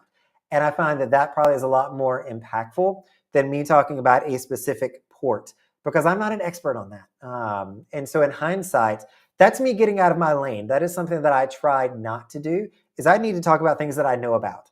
If I'm giving you pro tips for a port that it is literally my first time there, that's not my strong suit. I probably should not be making that content, but I feel much better saying, here are the 10 things that me as a tourist did not know that I now know and wish I would have done different. That works much better. By the way, nobody really watches videos on ports. So Kim, you're probably seeing the views on those are super low. And me and Matt with Royal Caribbean Black, he gave me the advice at one point. He's like, don't make videos about ports. Nobody wants to watch a video about a port. They want to learn about the ship. It is the ship that people are out there for. And trust me, I get it. I'm here for the ship too. So totally get that. You know, it's kind of like a timeshare presentation, Santiago. That is a really good way of looking at this. It is a timeshare presentation. It'll be that same level of energy and intensity, if you will, and you might get something out of it. Though I will say that if cruise lines ever decide to do timeshares, I might be in trouble. I could definitely see me buying up more timeshares than I probably should. And I'm not talking, I know that I can do a timeshare and like convert over points and all that good stuff. But I think that I would be in bad shape if I ran into a sales pitch for a timeshare on a cruise ship. I think I would go hook, line, and sinker. You know, funny story, Rolls Ferrari. If you buy something for $500, they will even give you a not a letter of authenticity, but it is an appraised value to give to your insurance company that's going to be higher. So you want to do some insurance scheming out there. This is something that you could probably consider. But they will give you a piece of paper saying it's worth this. But if you ever try to resell it, depending on what you've gotten, you're probably not going to get that same amount for it. Just know what you're buying. Some of the stuff they have is more valuable. Some of it is just a reproduction that you can get from the art dealer down the street. So just educate yourself a little bit. If you see something that you like, do some research on your phone. It's worth spending the money on the Wi-Fi package for one day. Research it, see if you like it, see if you can get it cheaper somewhere else with the same level of service, and take it from there. By the way, the thing they don't tell you, it's going to take you like 6 months to get the art. Like, it doesn't show up like the same. You don't walk off the ship with it. They're going to frame it and they're going to send it to you. But it's going to take 3 to 6 months for it to show up. There was one time I got a piece of art. I totally even forgot about it. Like, I think it took 9 months for it to show up. I had forgot that I had ordered it, wasn't looking for it, and was like, what the heck is this? And it wasn't until I opened it, I was like, ah, I did get that. I have done Greek Isles. And you know what, Kim? I did not make a video on the Greek Isle tour that I did. I did it with my mom and my niece. And so I kind of took a vacation from YouTube and I don't think I shot a single video on that trip.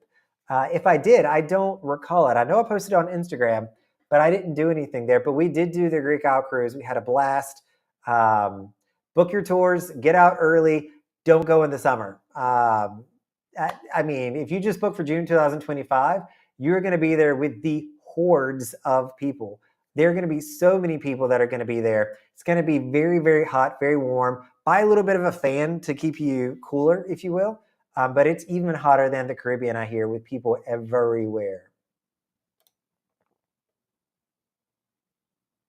Ugly is in the eye of the beholder. There is plenty of loving to go around, as I like to say. There is loving for everybody, and including every piece of art, Michael. There is plenty to go around. And a property on the Arizona coast I'd like to sell you. Like I was going to think another one, and I couldn't do it. I'm not very witty right now.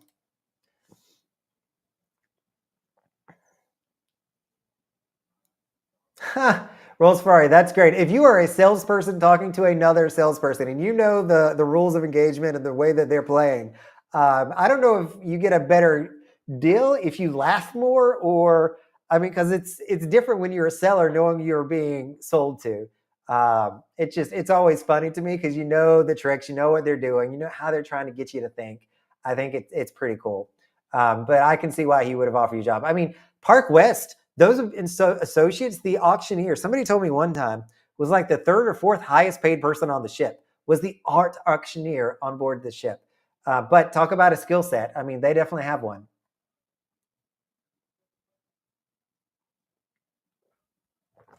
Yeah, Tiffany, a lot of people don't realize that you can share the device. So they'll say, you can buy one device for one person.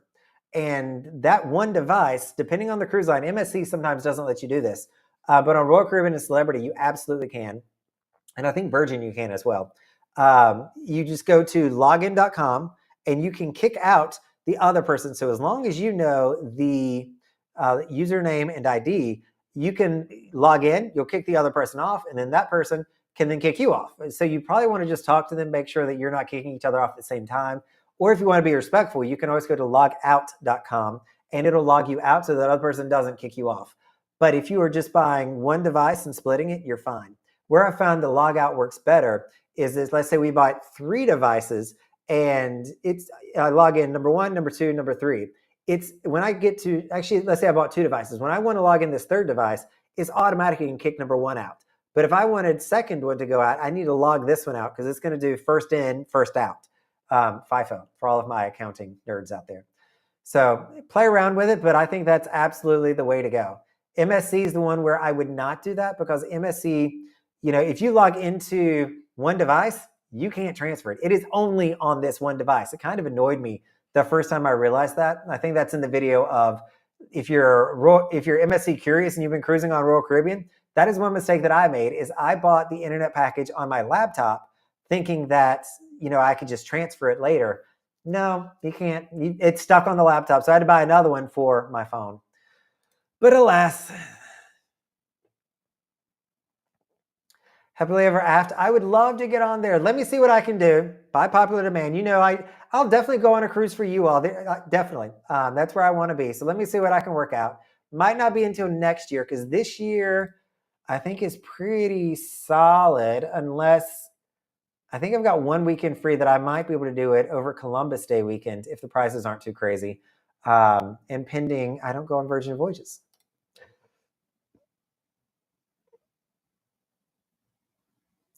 Yeah, driving to West Palm Beach. So, Michael, this is one thing that a lot of people don't think about with Margaritaville. I'll be curious to see how it operates out of Tampa. I think if they're using the port of Tampa, it's going to be a much easier experience. West Palm Beach, like they force you to valet. It's not really a great experience. You got to add like an hour or two just to get your car all settled and get into the terminal. So I'm not sure that that's an amazing experience up there. That would be something that I would definitely want to see. I don't have a car, so I'd probably take the train up there and then just Uber over to the terminal. But more to come on that. Does the casino accumulate on your cruise or is it only for the cruise you're on? It depends. So, Jim, they've got different ways. And by the way, I don't advise gambling at the casino. Let's just get that clear. I've learned my lesson. And so now I'm going to tell all of you that it's not worth it, in my opinion. There's a lot of people out there that will tell you that it is worth it. I'm not going to be one of those people. But I do have a good education that cost me a lot of money on how this works. So for Royal Caribbean and Celebrity, at least, MSC just came out with their program, and I think Virgin, I think Virgin finally does have a program as well. But it is you've got two different ways to look at it. So I'll use Royal and Celebrity the best because that's who I know. They have what's called an instant certificate. So for the cruise that you're on, if you earn X amount of points, that will give you a free cruise or dollars off. So it starts at like $250 off, $500 off, free interior, free ocean view, free balcony, depending on how many points you rack up on that cruise for the sailing, aka how much did you gamble. That'll give you the points. From there, those points from that one cruise, that'll get you your instant certificate from that cruise.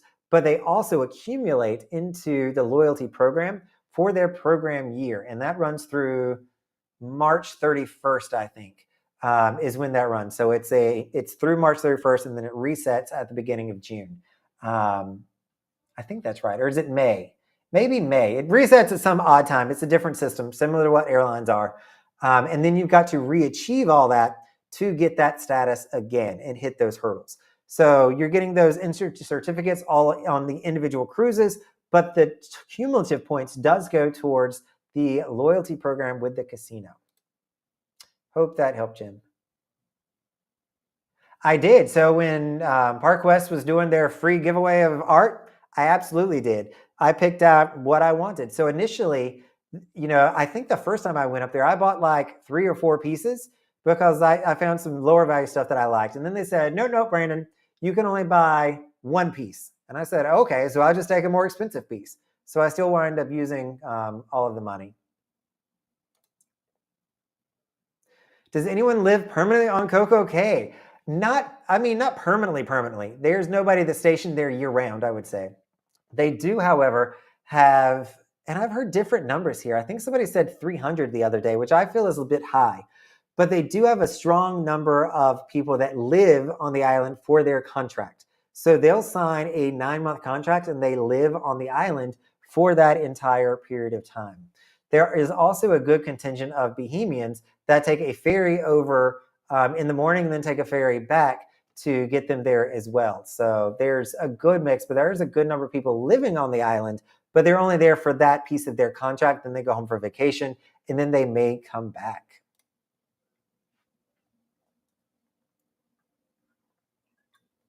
Multiple ships there with 2 Oasis class. It's still a lot of people. But the good news is they have other smaller ships these days. I've been there with Freedom and Celebrity a couple of times. Last time I was there on Symphony, though, we were there with Allure at the same time. And I think we're going to start seeing that a lot more, Michael, unfortunately, because you've got Allure doing weekends. You've got Utopia that's going to start doing weekends coming up. Then Allure is going to go away. We're going to have Wonder doing weekends. They're going to have a lot of big ships doing weekends. And that just means that, every 3rd or 4th day, you're going to have an Oasis class going to Coco Cay. So it's a lot. If nothing else, the atmosphere changes because there's a lot more kids on the larger ships, or higher ratio, I should say, of children as well. And that just changes the atmosphere for me. Sam, you are always one of the biggest supporters. Thank you for the comment, as always. And all of your kind words that you say on the video comments. That means a lot. I did not get that opportunity, Michael. I did an obligatory, I think I took 1 week off in between college and working. I think that was it. And that's only because I was a school bus driver and my job that I had ended. So it gave me time to move to college. Hold on. No, after high school, yeah, I was working. I went straight to college and I had a job that summer. So no, I didn't get 18 months off. I worked. I actually got my first job before I had my license. I think I had my permit when I was 15. I was already working. I was one of those people that I wanted to make money. I wanted to be able to afford some things. So I have literally always had a job.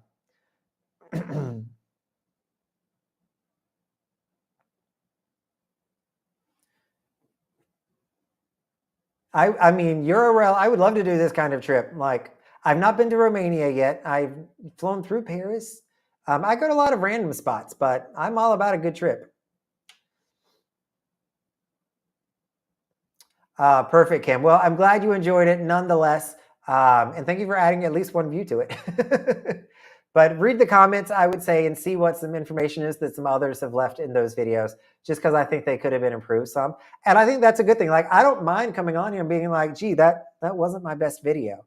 I don't feel bad about that, because through me making that video that wound up, in my opinion, not being the best in the world, I got to learn what a good one looked like, or how I needed to be structuring this channel, because you all give me feedback. I genuinely love reading the comments. I read every single one of them, and you're either gonna get a heart or me actually responding to it, because I read each one of them and I hopefully learn something and grow and pay attention to how I can best share and convey information that you're looking for. And so that video is just one that wasn't great, but it was an awesome learning experience for me. Because I think the one that I did for the Asia cruise was on point. Like, I thought that was a really, really good video. You are able to request a specific waiter. So if you have a waiter friend that's going to be on board, you can certainly go to the maitre d' and tell them that, hey, I want to sit in this person's section. And they will try their best to make it happen. You got to be flexible when you do this, though. So if you are a diehard early seating, they may say, I can't get you into the early, but I can do the late seating for you. You're going to need to be flexible on what that looks like. It may also mean that you like sitting with 2 people and now you got to sit with 8 people, but they can definitely make that happen. If you have any way that you can reach out to that waiter and say, hey, what section are you in? That might help the maitre d' just find them, because they have a ton of wait staff in there that they're trying to keep up with. So it might just be one where you need to give them a little bit of information on where they're sitting, but they should absolutely be able to do that. I have definitely had my fair share of waiters that I have really, really liked and valued, and I'd absolutely go in there and request them all the time. So I recommend that if you find somebody you like, stick with them. I mean, that's one of the joys of going on the cruise lines all the time, is you get to build these relationships. So interesting, Jim. I did a video on this. If you're looking at just getting the internet or getting the Zoom, break down what the cost difference is. For me, if it's more than a few dollars, I don't see the value in it. It also depends on your cruising style. Some people would say that the lunch that you get with the key through Chops, even though it's in the main dining room, is worth what, $4 to $8 per person, probably, that you may want to pay a premium to the Zoom internet package to get. There's a full video out there where I break down the math and all that. If you just search for the key on the channel, you can find that pretty easily. But I would say, for me, I'm not a big key person because I can't take advantage of them. And the Pinnacle benefits that I have already give me a lot of it. But if you like showing up and having reserved seats at the show, if you want to get an early, you want to get lunch from Chops, and you want to have somewhere to store your luggage, might be worth it for a few extra dollars. So definitely price it out and see. It fluctuates. I did not get to go to Santorini, Michael. That was not on my Greek island cruise. I feel like they broke up the Greek Isles so that you almost have to do 2 Greek island cruises to make sure that you're seeing all of it. You don't get to see all of it in just one cruise. They make you go back, especially to the highlights. They put like the good islands, they break those out, but you have some of the ones you don't really care for. They'll be on all of them, of course. Oh, you're too kind. It was an amazing day. I remember chatting with you all at the pool as well. So they were hanging out at the Oasis Lagoon. They had watched the video on the things that you can still do for free over at Coco Cay, and we're looking for the nature trail. So I absolutely remember that. At Adamus, you've got a good schedule coming up. I love it. Going out of Tampa. I used to book Tampa every now and again. It would do some 4 nights, and I would go over there, but I haven't done that in a while these days. Getting to Tampa without a car is not the easiest in the world. It's much easier to just Port Canaveral. Yeah, Adam is my, let's call him our resident tech expert at the Weekend Cruiser. He's my go-to for everything technology on the ships. So yeah, MSC, he confirmed, does lock it. So if you sign in with your device on your phone, that's where that device has to stay. You're not going to be able to transfer it to another device. It is. So Pam, this is definitely an advanced strategy as well. So if you're 2 people going on a ship and you both have, look here, I've got 2 phones. If you have 2 phones, buy 1 person 2 devices. And that's going to give you a bulk discount by getting that second device for the 1 person. The thing that they don't do a good job of explaining is the 1 person is really just 1 username and password. So you're going to have one username and one password that you're both going to share. And with Royal Caribbean and Celebrity, you can mix and mingle that as much as you want to. Thanks for calling that out, Pam.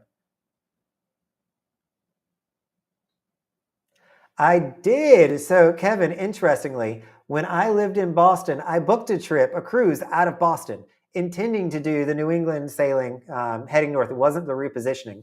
But lo and behold, I moved to Florida. And then literally like a month later, I was flying back up to Boston to get on a cruise ship. I was like, this isn't how it was supposed to work. But I did go out of the Black Falcon terminal. Super easy, very convenient. I think I even took the Silver Line over there. But I was living in Andrew Square at the time in South Boston. So it was very easy to get to. Parking's across the street, though, is probably pretty expensive up in Boston. But I recommend just taking the Silver Line over there. Super easy.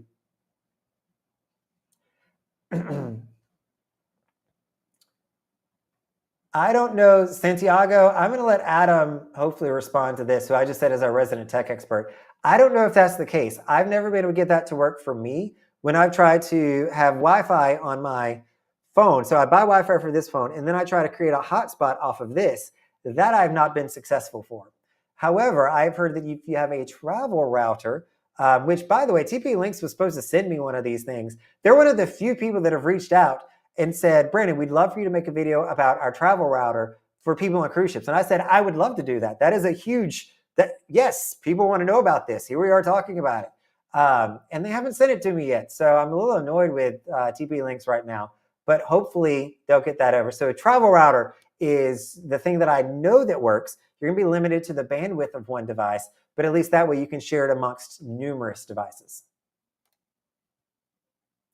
Stone, no, I know. I gotta work. I can't do the world cruise. I can't even do a repositioning cruise these days.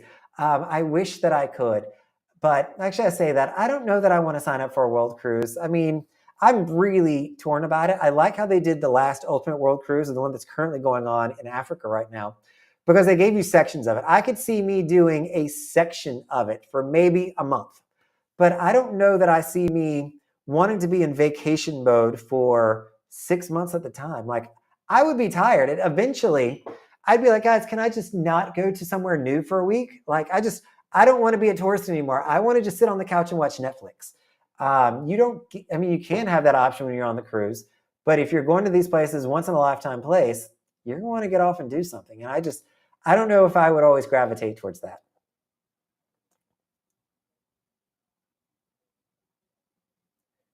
I did. So when I went to Hideaway Beach and Cocoa Beach Club, I like both of them. I mean, my personal favorite is going to be Cocoa Beach Club, probably because it costs at least $100 more. And that's just the way my life operates. But I like the more relaxing atmosphere. I like that they've got they've got amazing food. That's the biggest thing over there that I like. Their food at Cocoa Beach Club is great. When I went to Hideaway, I've been to Hideaway twice now.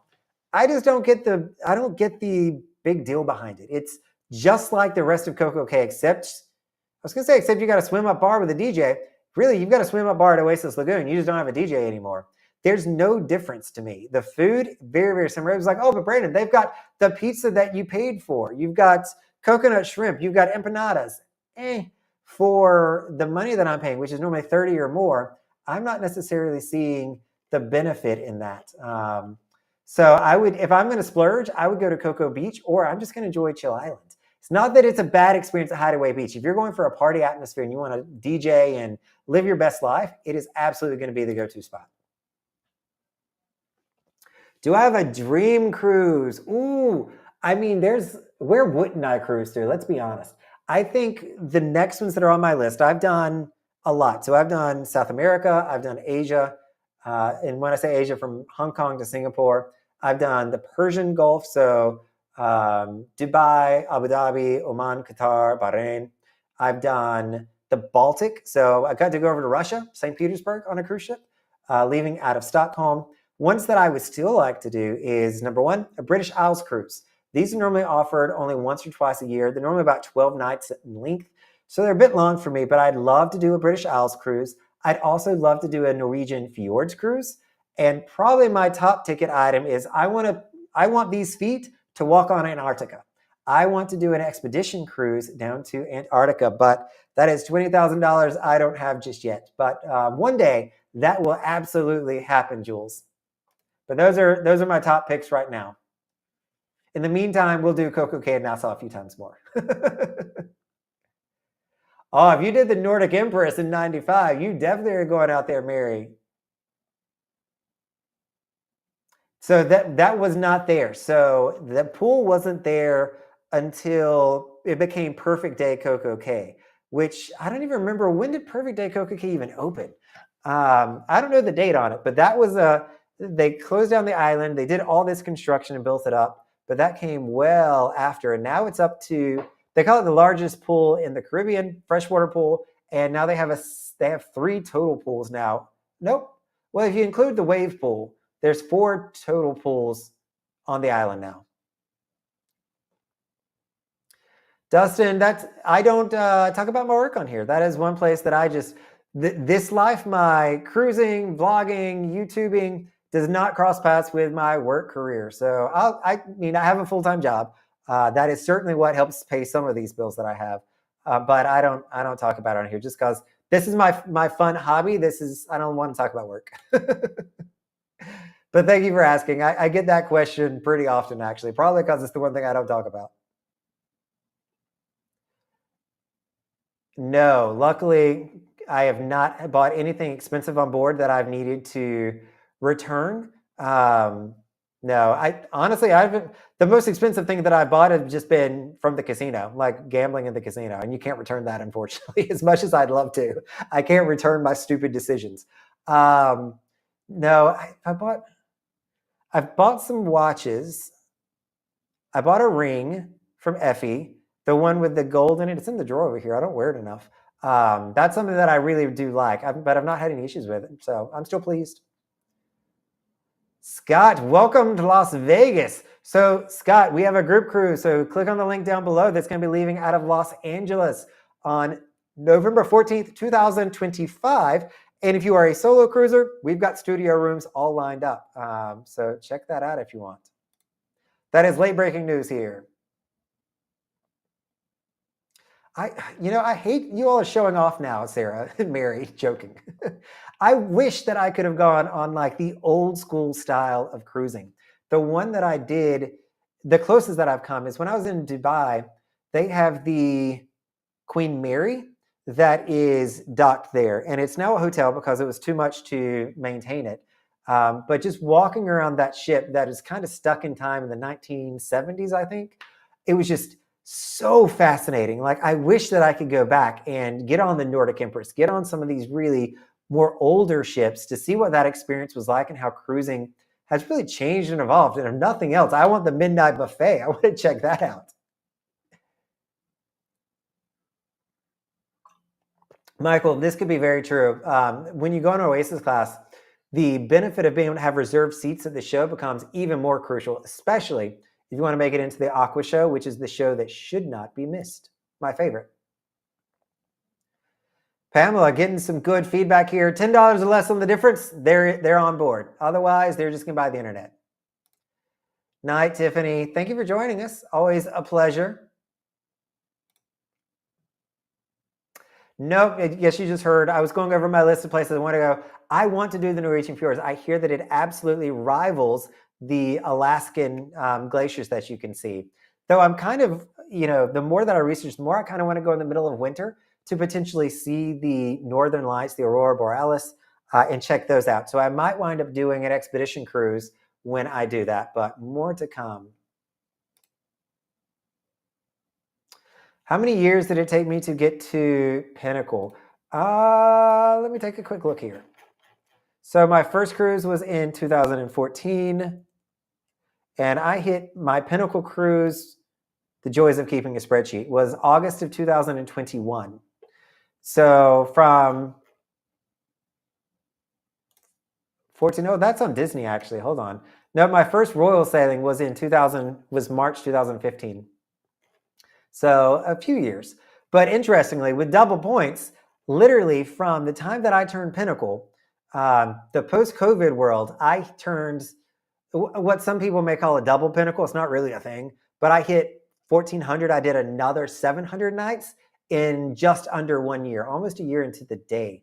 after that, Kevin, which still kind of blows my mind. And so when people complain about us having too many pinnacles, often they go back to the double points promotion where people like me hit 700 points in legit 1 year, which is just crazy to think about. Jim, I am on Utopia September 6th, as well as, I know I booked another one. Oh, November 1st, I'm going to be over there. See you there, maybe?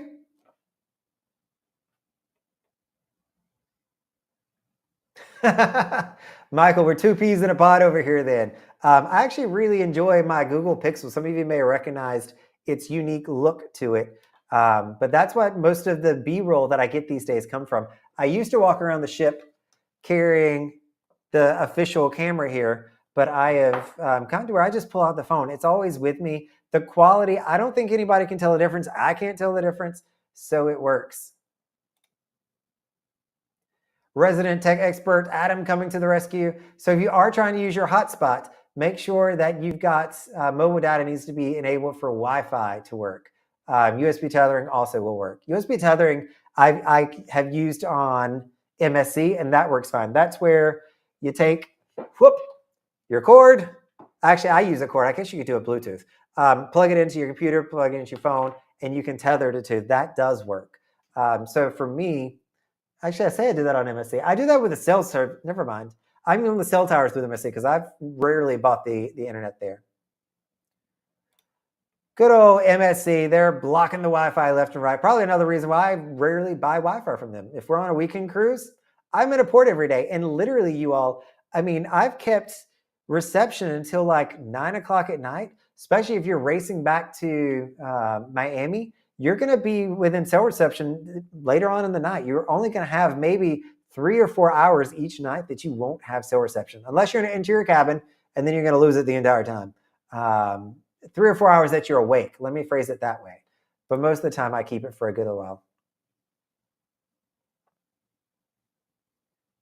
Yeah, I want to try out TP-Link's travel router. So hopefully, TP-Link, you're watching this video. Probably not. Would love to review your travel router because I've never used one. How does Labadee compare with CocoK? Labadee is more like CocoK pre-Perfect Day CocoK. So before CocoK became extremely commercialized, that's kind of where Labadee is these days. So it has a pier, but it only holds one ship. You walk out and it's, basically a beach. That's what you're going to get there. You're going to have bars. You're going to have a sweet area. You'll have a buffet, but it's a beach. That's what you're going to get. You're going to have chairs. You're going to have the zip line that you can do. And there's like a not go-kart, but like a track race kind of thing. I don't even know what it's called. Luge? I don't know. That you can do there, but it's a relaxing place. I actually like Labadee better than CocoK these days. CocoK it's great for what it is. It's commercialized. It's beautiful. There's plenty to do there. But every now and again, I just want to go sit on a beach and hear the waves. So Ocean Key remains my favorite private island, but I do like Labadee. So I'm kind of disappointed that it's closed these days, but I understand the safety concerns on why that is the way that it is.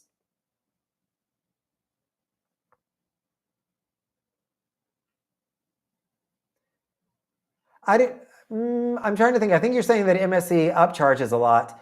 I don't know that they do it any more than anybody else does, though, Michael. I mean, it is upcharging, especially in the mass market when we think of, I'd say even Royal, Celebrity, MSC, they all kind of upcharge these days. I think that MSC probably in the past has gotten a bad reputation for forcefully upselling. But those ships that I've been on with the Divina, the Seashore, and the Magnifica, I've not seen that where they're pressuring you all the time to do things, but I've certainly heard others say that happens. But I don't see that anymore. Ooh, what would I do for a solo birthday celebration? I would go online and make reservations, lunch reservations, over at Latitudes. So I actually just made reservations there. I'm going to be doing a land trip when one of my friends comes into town. We're going to go there. But it literally, the boat picks up right where the cruise ships are going to dock at Mallory Square, and it'll take you to the island to have lunch and then bring you back. So go to Latitudes. That is probably the most elite, the most exclusive restaurant in Key West. It is a little bit more pricey because of that. The food is exquisite, but everywhere in in Key West has great food. But that's going to be the one that's going to give you a little bit of a trip. You're going to take the boat over there, and it is just a beautiful place to be able to have lunch. Especially if your ship's going to be there a little bit later. I don't know which ship you're going on, but if you can catch sunset over there, it's amazing. It's absolutely fantastic. Santiago, looks like you got hotspot to work. Maybe. I'm going to have to try it again this weekend to see if I can get mine to work. Now that everybody's going back and forth on this. Todd coming in with a vote for Atlas Ocean Voyages. I've not heard of that one, but I'll have to research it. Again, this is my pipe dream. This is not, unfortunately, in my next 1 or maybe even 5-year plan. This may be like a 50th celebration party for me. That might be where we come in for that one. Ah, that's right, Adam. It could be the carrier. I hadn't even thought about that. That's blocking the hotspot capability. Jim, I've never done Silver Seas. This is a luxury cruise line. Good news, I have their highest status now with the status matching that's going on. But alas, that 7-night cruise costs $7,000. It is $1,000 a day to go on Silver Seas. Not quite there yet. Maybe one day, but not yet.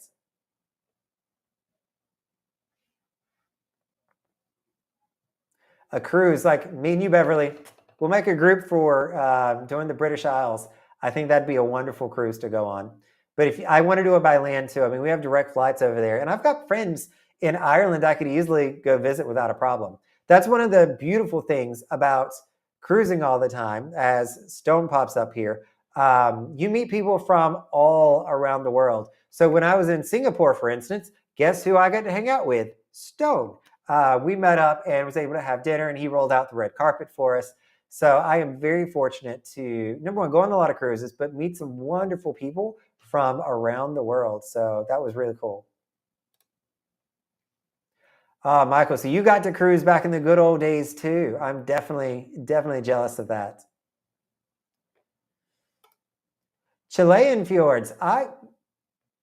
Interestingly, Todd, I probably saw those. So if you're talking about down in like the Patagonia region, which may be more Argentinian, but when we were coming up from Ushuaia, so I did Buenos Aires, cut around and came up the southernmost point to Santiago, Chile.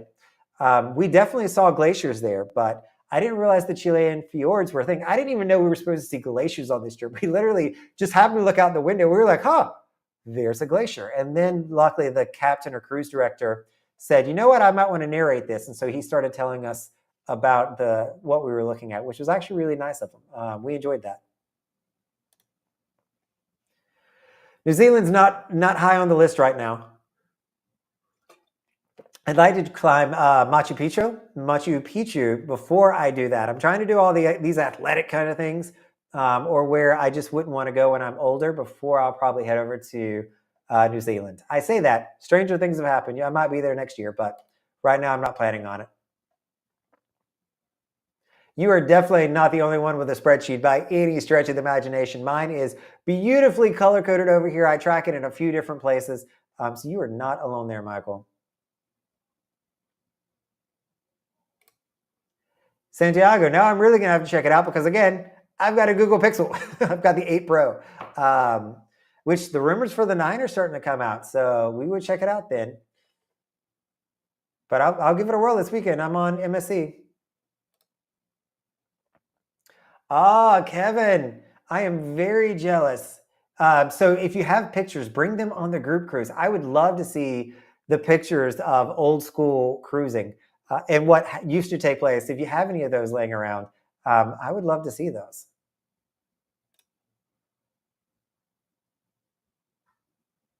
They're definitely a company. So if I did a few of these places, I would definitely want to have a tour guide doing those. Cambodia is definitely on the list, though.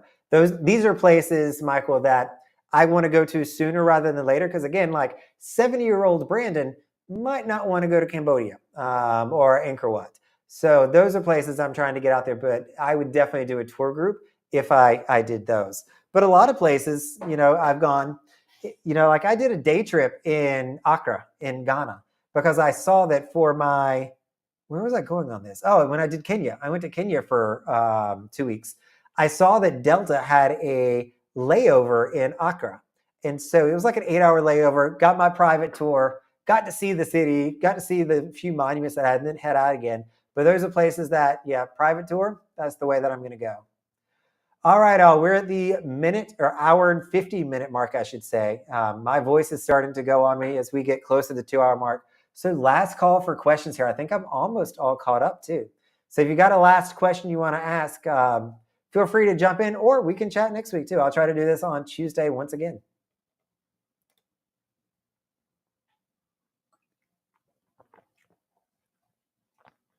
It's interesting. So, Roseberry, when I think of my very first cruise, which was in 2009, for whatever reason, I decided to keep my key card. I don't know why I kept my key card. I didn't keep it for any of the hotels or anything, but I kept my set sail pass with Carnival from 2009. I didn't sail again for years, but now I literally have every single cruise card. I think I might be missing one or two from all of my adventures. So I've got 150 key cards sitting in a plastic bag, no idea what I'm going to do with them. But I think that it's really neat that, because I couldn't remember what the ship was either when I went back to start building out my spreadsheet. And I was like, oh, I have this set sail card. So I was able to figure it out. Got lucky on that one. So Beverly, for this year, my cruises are already booked. For next year, my cruises for the most part already booked. I think I have a few weekends, mainly where I'm looking at doing a group cruise, that I do not have booked. But there's not a earth-shattering cruise in there. I would say the one that I'm looking forward to the most is the non-group group cruise on May 3rd on the World America. That the May 3rd of next year. That's the one that I'm looking forward to the most. I have the most anticipation about. The rest of them are going to be Voyager. Actually, I've not been on Voyager of the Seas. She's doing some four-nighters. So I'm going to jump on Voyager. I've got Divina again, Independence, Liberty, Silhouette. I've got a lot on the Silhouette next year. But yeah, not a lot. Jewel of the Seas is on there. And I've booked a Carnival cruise. I've booked Carnival Conquest for next year. So I'm excited to be jumping over to Carnival for a little bit, checking them out. If only it was that easy. Maybe one of these days we'll get us a teleportation device. Or maybe maybe there's a company that'll start up and say, hey, we want to do classic cruising. That's something that I'd probably pay a premium for.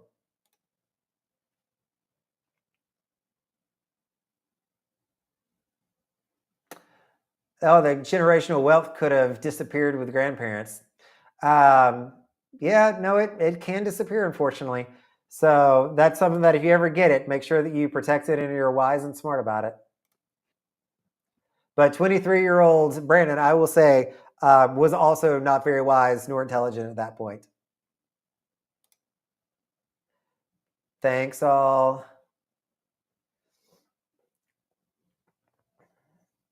Oh, my pleasure. One thing, Michael, that I try my best to do is to always give realistic and honest advice and honest thoughts. And that doesn't mean that, I feel like I'm being opinionated in it, but I just love sharing what my experience is.